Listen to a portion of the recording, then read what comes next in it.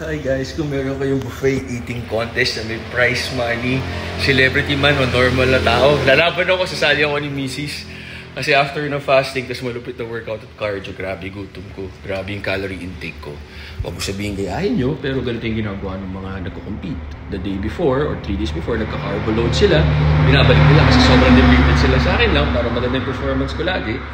At least 5,000 calories sa isang meal. And then may second meal pa yun, tsaka third. Tsaka midnight snack. Pero I do what works for me. Do what works for you. Tama kayo, mali ako. Di ko siya sinasabi na advisable sa'yo. Unless marathon runner ka, ultra-marathon runner ka, triathlete ka, sobrang active na lifestyle mo. Tapos yung ganda ng katawan mo, happy ka na, maintain mo na lang. Kasi kung gusto mo pang mag-ibang level, iba siya. Ako happy na ako sa ganito. Tama kayo, mali ako. Check out the doors. Happy, healthy guys. Buffet eating contest, may lalaban ba? May bayad ha? Tara, let's go!